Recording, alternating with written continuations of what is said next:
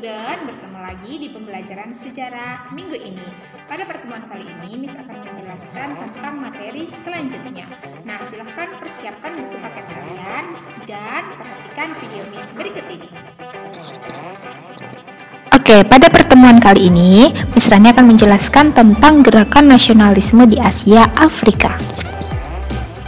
Oke, timbulnya gerakan nasionalisme di Asia Afrika ini dilatar belakangi oleh beberapa hal, yaitu adanya kenang-kenangan akan kejayaan negara di masa lampau, penjajahan telah menimbulkan penderitaan dan kesengsaraan rakyat, terpengaruhnya ide-ide nasionalisme di Eropa, terutama di Revolusi Prancis, lalu peristiwa kemenangan Jepang terhadap Rusia dalam Perang Jepang-Rusia, dan yang terakhir dilatar belakangi oleh pengaruh pasca Perang Dunia I dan Atlantic Charter selama Perang Dunia II berlangsung yang memberi hak menentukan sendiri nasib suatu bangsa.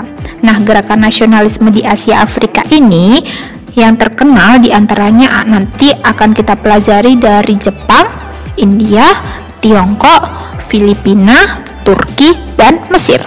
Oke, yang pertama nasionalisme di Jepang.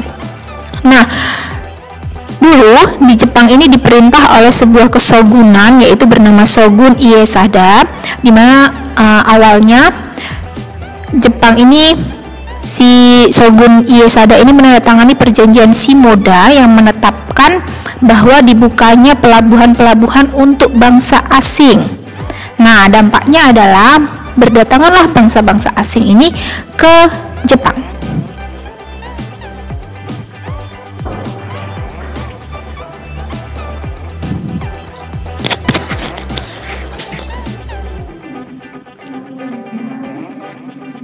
Lalu, pada masa pemerintahan Kaisar Matsuhito atau Kaisar Meiji, kekuasaan shogun dihapuskan pada tahun 1868. Pemilihan kekuasaan di tangan kaisar ini dikenal dengan namanya restorasi Meiji, yaitu semacam pembaharuan segala bidang kehidupan di Jepang. Yang kedua adalah nasionalisme di India, di mana India ini merupakan salah satu wilayah di kawasan Asia Selatan, yang pada awalnya India ini nanti kedatangan bangsa asing yaitu bangsa Inggris yang mendirikan kongsi dagang yang bernama EIC.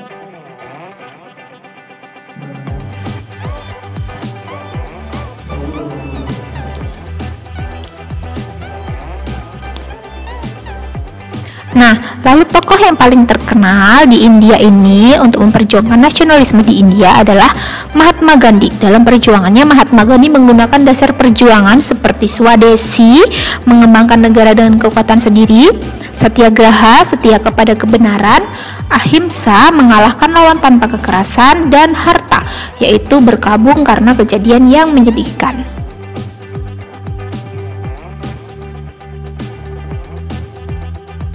Lalu yang ketiga adalah nasionalisme di Turki. Turki pernah mencapai puncak kejayaan negerinya ketika berada di bawah pimpinan pemerintahan Sultan Sulaiman. 1. Saat itu kerajaan Turki meliputi seluruh pantai Afrika Utara, Asia Kecil, Timur Tengah, sampai Persia dan Balkan. Lalu pada abad ke-19 kerajaan Turki mengalami kemunduran yang hebat yang dikenal dengan istilah The Sick Man. Lalu tokoh yang paling terkenal nasionalisme di Turki adalah Mustafa Kemal Pasha yang merupakan penyelamat Turki dari kehancuran tersebut.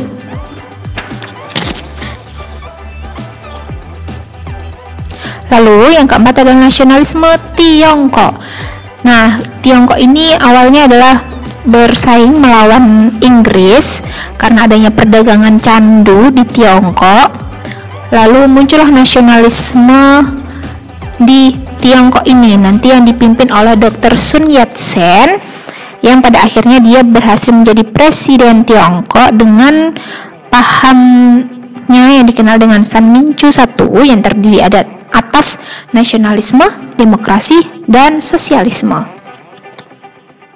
Lalu gerakan nasionalisme Filipina. Jadi Filipina ini pernah dijajah oleh bangsa Spanyol ya.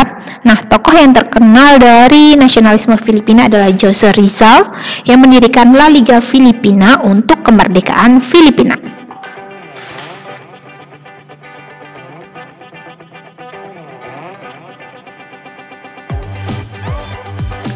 Lalu yang terakhir adalah nasionalisme Mesir, di mana dulunya Mesir ini pernah dikuasai oleh Kekaisaran Turki yang kemudian dijajah oleh Prancis dan Inggris. Nah, akibat adanya dominasi bangsa asing tersebut di Mesir, muncullah nasionalisme di Mesir yang dipimpin oleh Saad Zaghloul Pasha, di mana dia menuntut kemerdekaan Mesir.